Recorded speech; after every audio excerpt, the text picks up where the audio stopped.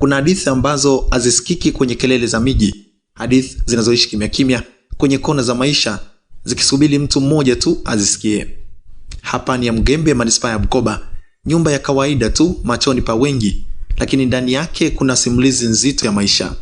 Ni simulizi ya mzee mmoja ambaye wakati dunia ikiendelea kukimbia, muda wake unaonekana kusimama taratibu.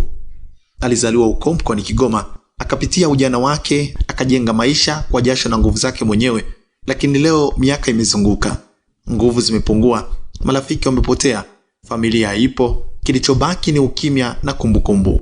Baada ya kukosa mahala pa kuishi, ofisi ya mtaa ilijitokeza, ikampatia hifadhi katika moja ya nyumba zinazomilikiwa na mtaa kwa ajili ya kuwasaidia watu wenye mahitaji.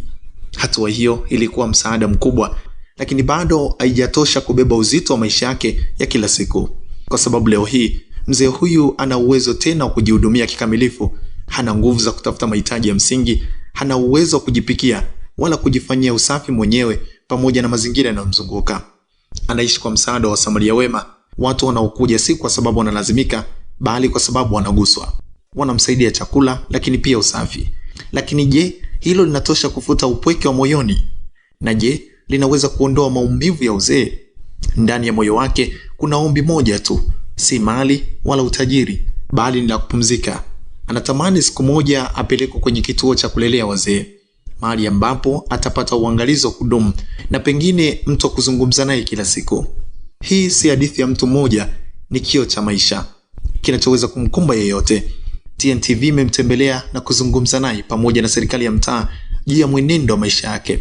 Mimi ni Arnold Kelembo. Usahau kubonyeza neno subscribe, like, kushare na comment. Mzee wangu, shikamo. Marahaba. Ndio. Mzee, unaendeleaje?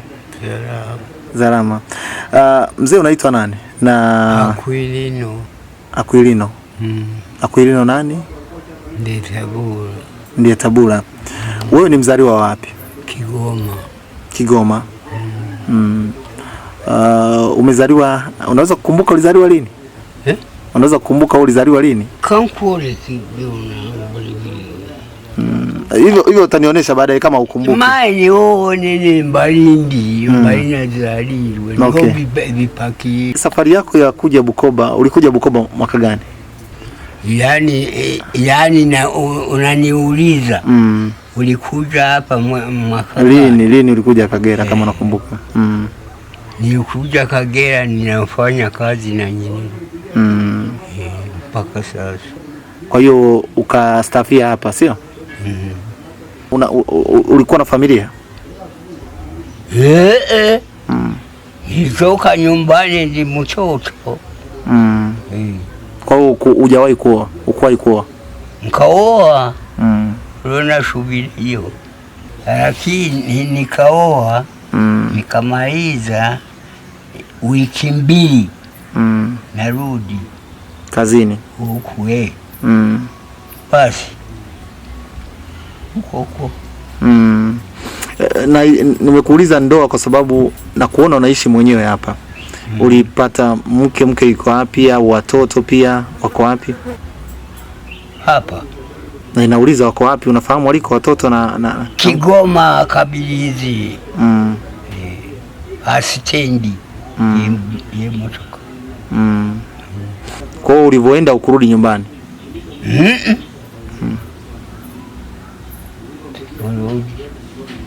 Ukurudi. Okay. Kwa nini ukurudi Kigoma baada ya wewe kustaafu unavyosema?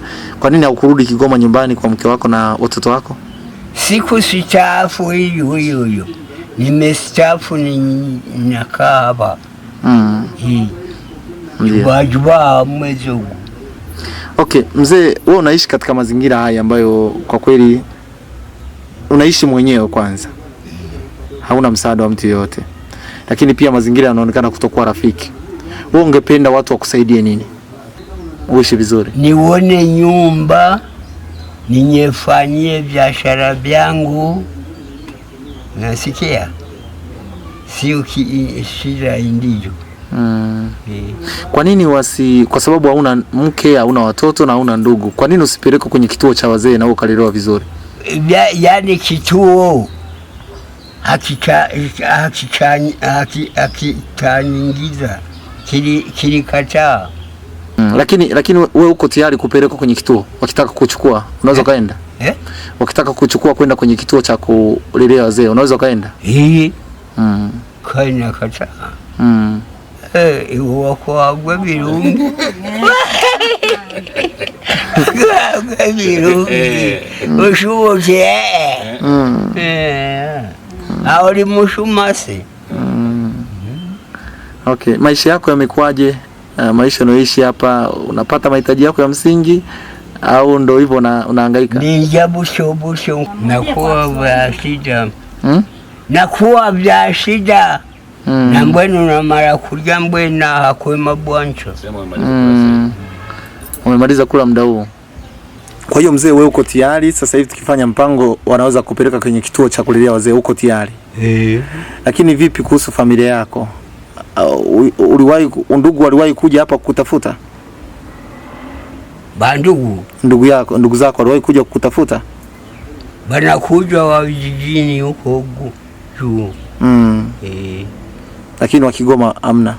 Amna, wapo pale. Nyai. Kwa kugambirwa ikabilizi uchini aho. Okay, na watoto wako hawakuwahi kujitokeza kuku? Abo baliyo mu mashule gabo, abandi baliyo mu mirimo zabo. Ubwo wakutenjao. Sawa. Mimi nikupe pole mzee wangu. Asante. Lakini naona utajua.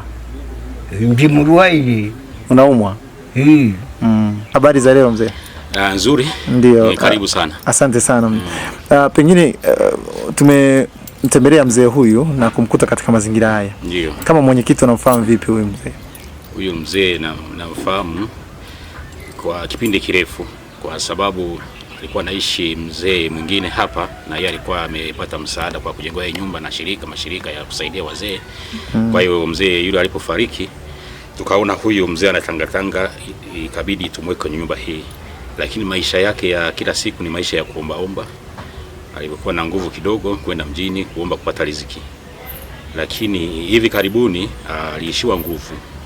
Akawa anahumwa, pata msaada kwa majirani. Basi ndio yani ilitokea kama bahati. Yani anatokea siku moja